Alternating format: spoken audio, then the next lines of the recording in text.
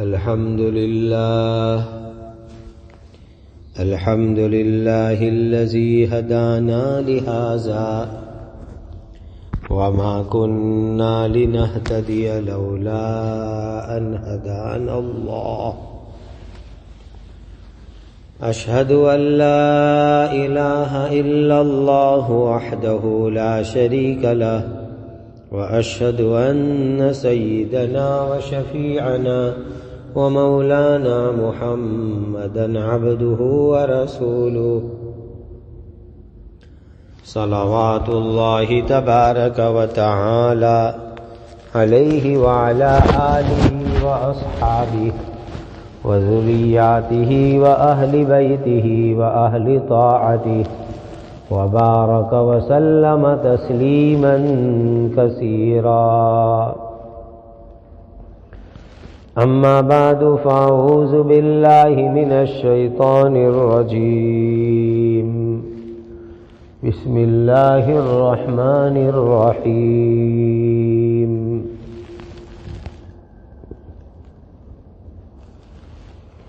تنزيل الكتاب من الله العزيز الحكيم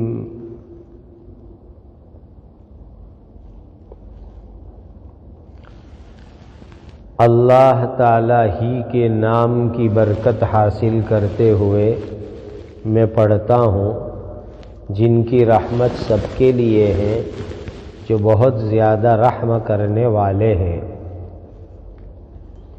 سورۃ الزمر شروع ہو رہی ہے۔ پہلی آیت اس کی تلاوت کی گئی۔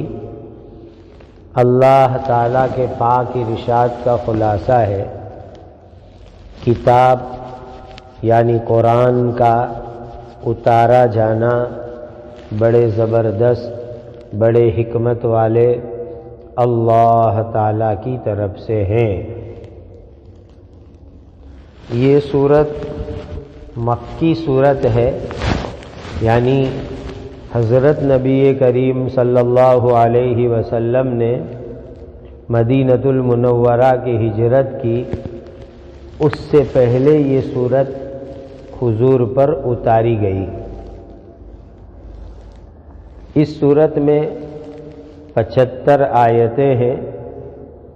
سورہ سبا کے بعد سورہ غافر سے پہلے 59 نمبر کے اوپر یہ سورت نازل ہوئی ہے۔ زمر کا معنی آتا ہے جتھا، گروہ، چھوٹی جماعت۔ اس سورت کے اندر جنت میں جانے والی جماعتوں کو بیان کیا گیا ہے، جہنم میں جانے والی جماعتوں کو بیان کیا گیا ہے، اس لیے اس کا نام سورۃ الزمر ہے۔ حدیث میں آتا ہے، ماں عائشہ رضی اللہ تعالی عنہا فرماتی ہے، جس کا ایک حصہ یہ ہے کہ نبی کریم صلی اللہ علیہ وسلم سونے سے پہلے ہر رات میں سورہ زمر کی تلاوت فرماتے تھے، یعنی روزانہ رات کو نبی کریم صلی اللہ علیہ وسلم کا یہ معمول تھا کہ سونے سے پہلے سورہ زمر تلاوت فرماتے تھے۔ اسی لیے ہمیں بھی کوشش کرنی چاہیے کہ رات کو سونے سے پہلے سورہ زمر پڑھ لیویں۔ اس سورت کا ایک دوسرا نام بھی ہے، سورہ غرف کہتے ہیں۔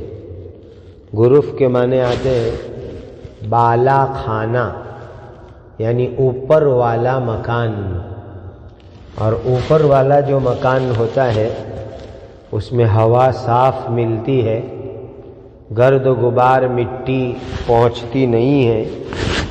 جو مکان زمین کے لیول پر ہوتا ہے اس میں گرد آتی ہے، غبار آتی ہے، مٹی آتی ہے،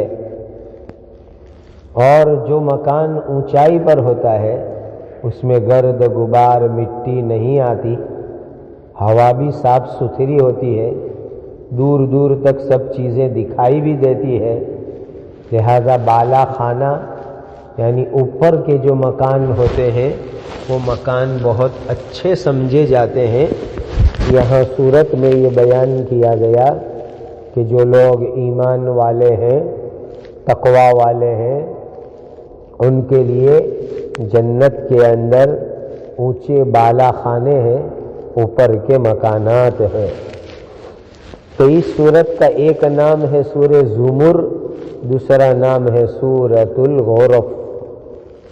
اس سورت میں ایک آیت ہے وَمَا قَدَرُوا اللَّهَ حَقَّ قَدْرِهِ وَالْأَرْضُ جَمِيعًا قَبْضَتُهُ يَوْمَ الْقِيَامَةِ وَالسَّمَاوَاتُ مَطْوِيَّاتٌ بِيَمِينِهِ سُبْحَانَهُ وَتَعَالَى عَمَّا يُشْرِكُونَ۔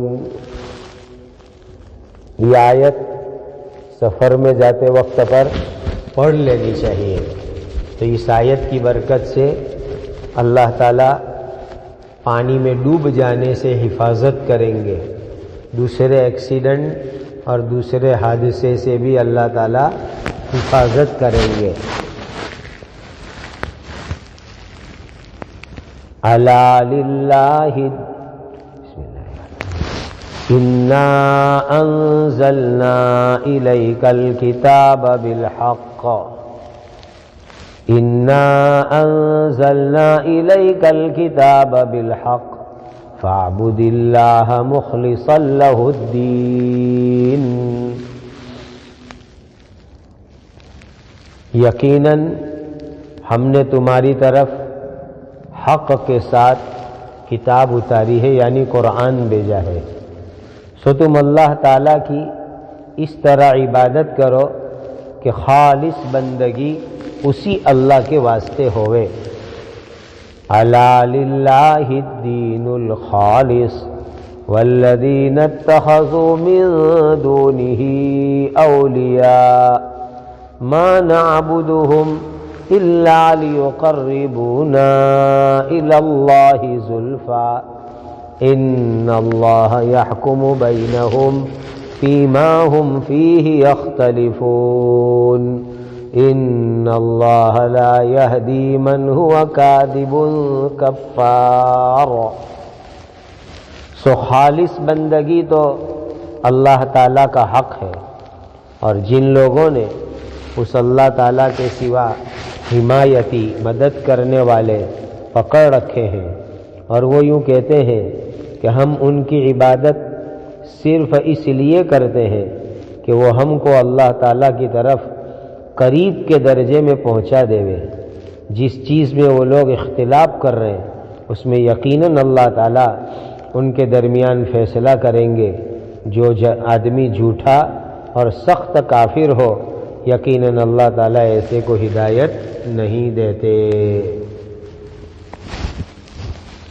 یہ ہو گئی سورۃ الزمر کی شروع کی 3 آیتیں جو ابھی تلاوت کر کے سنائی گئی۔ ان آیتوں میں اللہ تعالیٰ کی شان بیان کی گئی کہ اللہ تعالیٰ بڑے زبردست ہے، بڑے حکمت والے ہیں۔ اسی لیے اللہ تعالیٰ نے قرآن کے اندر جو قانون، جو احکام، جو مسئلے مسائل بھیجے ہیں وہ دنیا میں پھیل کر کے رہیں گے، دنیا میں جاری ہو کے رہیں گے، لوگوں کو اس کے اوپر عمل کرنا پڑے گا۔ کوئی مقابل، کوئی مخالف اس کو روک نہیں سکتا۔ اور اللہ بڑے حکمت والے ہیں، اسی لیے قرآن کے اندر جو حکمت ہے، قرآن کے اندر جو خوبیاں ہیں، دنیا کی کوئی کتاب اس کا مقابلہ نہیں کر سکتی، کوئی کتاب اس کے برابر نہیں ہو سکتی۔ تو اللہ تعالیٰ نے بڑی حکمت سے اس کتاب کو دنیا کے اندر اتارا ہے۔ آگے ارشاد فرمایا کہ اللہ تعالیٰ نے حضرت محمد صلی اللہ علیہ وسلم کی طرف بالکل ٹھیک ٹھیک صحیح سچی کتاب قرآن مجید کو اتارا ہے۔ یہ بالکل صحیح کتاب ہے، بالکل سچی کتاب ہے، لہذا اسی ایک اللہ تعالیٰ کی عبادت کرنی چاہیے، اسی ایک اللہ تعالیٰ کی بندگی کرنی چاہیے۔ دیکھو، عبادت اللہ کے لیے، اطاعت اللہ کے لیے، اور جب بندہ اللہ کی عبادت کرتا ہے، اللہ کی بات مانتا ہے، تو شریعت کے، دین کے تمام قانون اور مسئلے مسائل پر پابندی کے ساتھ عمل کرتا ہے۔ حضرت نبی کریم صلی اللہ علیہ وسلم کو اللہ نے خطاب کیا اور تمام امت کو سنایا کہ اللہ تعالیٰ کی عبادت، اللہ کی بات خالص اللہ تعالیٰ کے لیے کرے، جس میں شرک نہ ہو، دکھلاوا نہ ہو، اور اخلاص دین میں صرف اللہ تعالیٰ ہی کے واسطے ہونا چاہیے۔ دیکھو، ایک خاص بات سمجھ لو اس مجلس کے اندر، توحید ہم سب کے لیے ضروری ہے۔ توحید کے بغیر کوئی آدمی ایمان والا نہیں ہو سکتا۔ توحید کے دو حصے ہیں۔ پہلا حصہ ہے لا الہ الا اللہ، یعنی کسی کو اللہ تعالیٰ کے ساتھ شریک نہ سمجھے، کسی کو اللہ تعالیٰ کا پارٹنر نہ سمجھے، کسی کو اللہ تعالیٰ کا بھاگیدار نہ سمجھے۔ اور جو آدمی توحید کو مانتا نہیں ہے، وہ آدمی شرک اور کفر میں پڑ جاتا ہے۔ تو لا الہ الا اللہ کا مطلب یہ ہے کوئی اللہ کا شریک نہیں، کوئی اللہ کا پارٹنر نہیں، کوئی اللہ تعالیٰ کا بھاگیدار نہیں۔ دوسرا حصہ ہے محمد الرسول اللہ، یعنی محمد صلی اللہ علیہ وسلم کو اللہ کا رسول مانو، ان کے طریقے پر عمل کرو۔ یاد رکھو، رسول کے طریقے سے ہٹ کر کے عمل کرنا، رسول کے طریقے کے خلاف کرنا، یہ بدعت کہلاتا ہے، یعنی دین میں نئی بات چالو کرنا کہا جاتا ہے۔ تو توحید، ایک اللہ کو ماننا، اس کے خلاف جو آدمی کرے گا وہ شرک کرے گا، اور جو نبی کے راستے پر نہیں چلے گا وہ بدعت کرے گا۔ اور شرک اور بدعت دونوں توحید کو ڈسٹرب کرتے ہیں، دونوں توحید میں خلل ڈالتے ہیں۔ اور پھر یاد رکھو، دنیا میں جتنے بھی گناہ ہیں وہ انسان کے اعمال کو خلل کرتے ہیں، انسان کے اعمال کو بگاڑتے ہیں، لیکن شرک کے اندر اللہ کا حق مارا جاتا ہے، توحید ٹوٹ جاتی ہے، اور بدعت سے نبی کریم صلی اللہ علیہ وسلم کی بڑی بے ادبی ہوتی ہے۔ اس کو ایک مثال سے سمجھو۔ کوئی ملک کا بادشاہ ہے، کنگ ہے۔ اب کنگ کا جو تاج ہوتا ہے، جو سر پر مگٹ پہنتا ہے، تاج پہنتا ہے، وہ پبلک میں سے کوئی آدمی اپنے سر پہ رکھ لے ہوئے تو کتنا بڑا انسلٹ ہے۔ بادشاہ کے جو پاور ہے، وہ پاور کوئی پبلک میں سے اپنے ہاتھ میں لے لے تو کتنا بڑا اس نے انسلٹ کیا، بہت بڑی توہین کی۔ اگر بادشاہ کا پاور، کنگ کا پاور کوئی اپنے ہاتھ میں لے لیتا ہے تو یہ بہت بڑا گناہ ہے۔ اسی طریقے سے اللہ تعالی جو تمام بادشاہوں کے بادشاہ ہے، اس اللہ تعالی کی جو قدرت ہے، اللہ تعالی کے جو صفات ہے، اللہ کی جو ذات ہے، اس میں کسی کو پارٹنر مان لیا، شرک کر لیا تو یہ بھی بڑا خطرناک گناہ ہے۔ ایک دوسری مثال سمجھو۔ آج کل لوگ کیا کہتے ہیں کہ لوگ کا مطلب نبی کریم صلی اللہ علیہ وسلم کے زمانے کے اندر جو کافر تھے وہ کیا کہتے تھے کہ یہ جو پتھر کے بتوں کی ہم عبادت کرتے ہیں وہ اس کیوں کرتے ہیں؟ پتھر کے بتوں کی عبادت کیوں کرتے ہیں؟ وہ یوں کہتے تھے کہ پتھر کی عبادت کرنے کا مقصد یہ ہے کہ یہ بت فرشتوں کی شکل صورت میں ہے۔ دیکھو بڑی دھیان سے سمجھنے کی بات ہے۔ نبی کریم صلی اللہ علیہ وسلم کے زمانے میں جو مشرکین تھے ان کا یہ عقیدہ تھا پیدا کرنے والے اللہ، مالک اللہ، لیکن شیطان نے ان کو یوں چکر چلایا تھا کہ یہ جتنے بت ہیں، مورتیاں ہیں، یہ فرشتوں کی شکل ہے، یعنی فرشتے کی شکل میں یہ بت بنائے گئے ہیں۔ وہ یوں کہتے تھے کہ یہ بت تو ہم نے بنائے، ہمارے ہاتھ سے بنائے، بت میں عقل نہیں ہے، سمجھ نہیں ہے، سنتے نہیں ہیں، کوئی طاقت نہیں ہے، لیکن یہ فرشتوں کی شکل صورت ہے۔ پھر یوں کہتے تھے کہ ہم بتوں کی تعظیم کرتے ہیں، بتوں کا رسپیکٹ کرتے ہیں، بتوں کے سامنے سجدہ کرتے ہیں، بتوں پر مانتا چڑھاتے ہیں، تاکہ جو بت جس فرشتے کی شکل میں ہو وہ فرشتہ خوش ہو جاوے، اور جب فرشتہ خوش ہو جائے گا تو وہ اللہ کے دربار میں میری سفارش کرے گا، کیونکہ فرشتے اللہ کے خاص بندے ہیں، اللہ کے مقرب ہیں۔ تو اگر ہم ان فرشتوں کی شکل میں بنے ہوئے بتوں کی عبادت کریں گے تو فرشتے راضی ہوں گے، اور فرشتے راضی ہوں گے تو وہ اللہ کے دربار میں ہماری سفارش کریں گے۔ جیسے کہ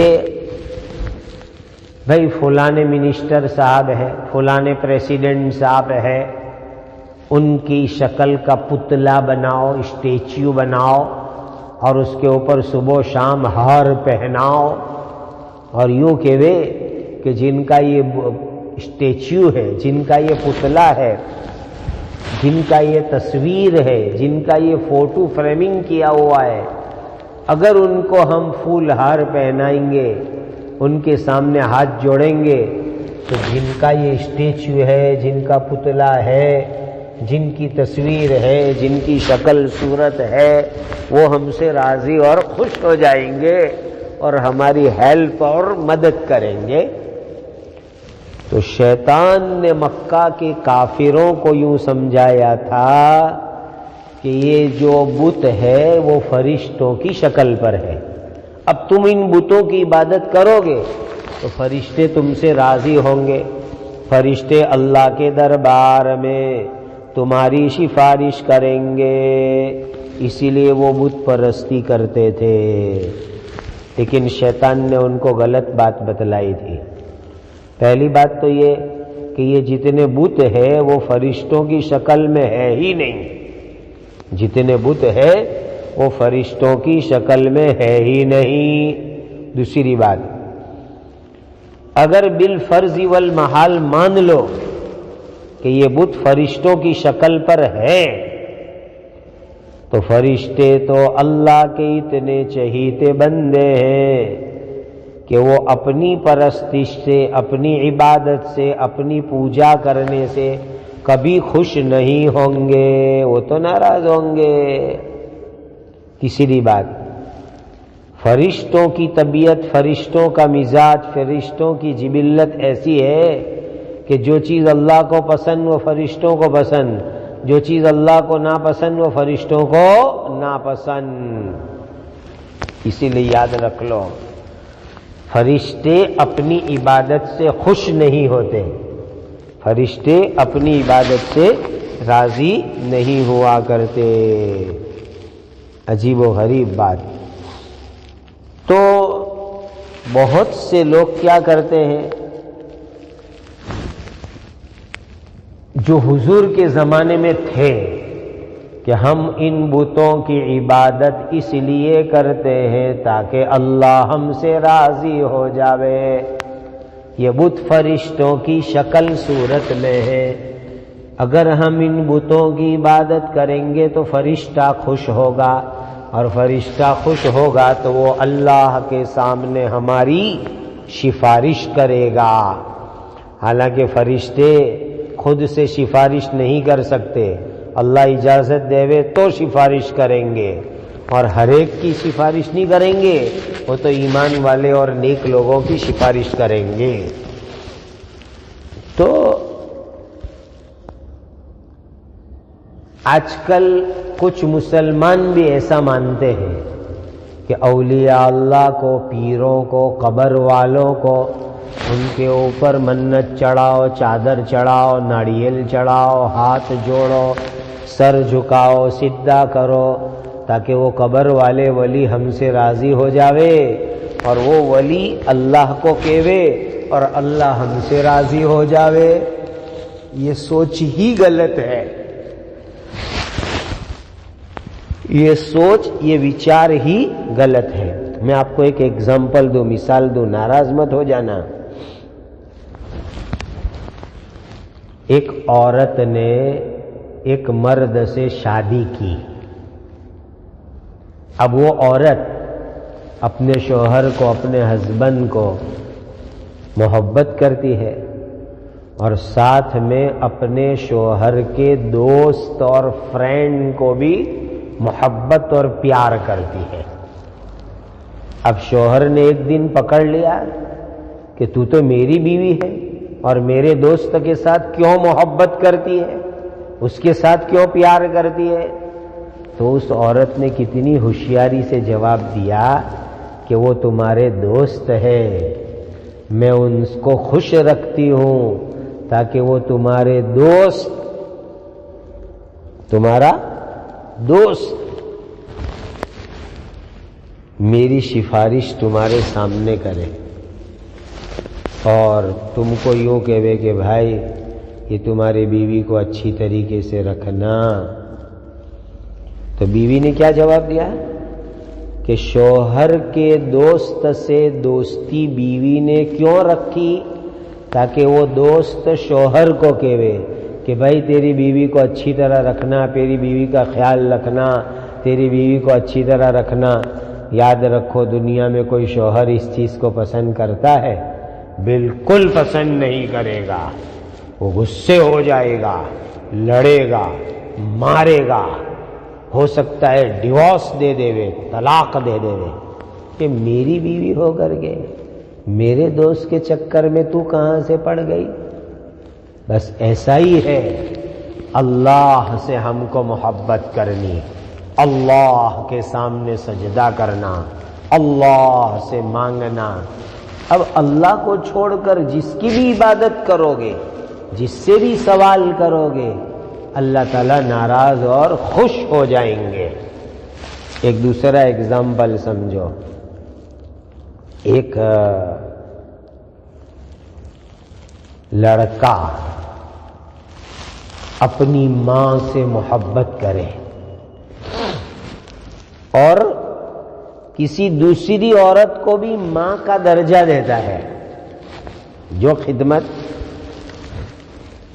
جو محبت، جو عقیدت، جو حق کا ادا کرنا، جو اکرام اپنی سگی ماں سے ہوتا ہے، ہو بہو اتنا اکرام وہ کسی دوسری عورت سے کرتا ہے، ہو بہو، کوئی فرق نہیں۔ اب اس کی ماں نے ایک دن پوچھا، بیٹا تو دوسری عورت کو بھی میرے جیسا سمجھتا ہے نا، کیا وہ دوسری عورت بھی تیری ماں ہے؟ تو بیٹا کیا کہتا ہے، اماں میں اس کے ساتھ دوستی اس لیے رکھتا ہوں تاکہ وہ عورت تم کو میری سفارش کرے۔ ماں ناراض ہو جائے گی کہ کیسا ہے یہ میرا بیٹا، کیسا گندا میرا بیٹا ہے۔ بالکل اسی طریقے سے اللہ کا جو اکرام کرنا چاہیے، اللہ کے سامنے جو عبادت کرنی چاہیے، وہ عبادت میں کسی کو پارٹنر بناؤ گے تو اللہ ناراض۔ نبی کے ساتھ جو محبت کرنی چاہیے وہ مقام کسی دوسرے کو دیا تو نبی ناراض ہو جائیں گے۔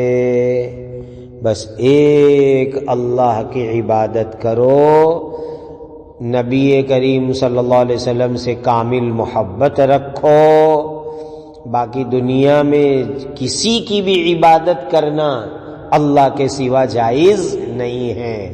یہ توحید بہت پکی ہمارے اندر ہونی چاہیے۔ اللہ ہم سب کو اس کی توفیق اور سعادت عطا فرماوے۔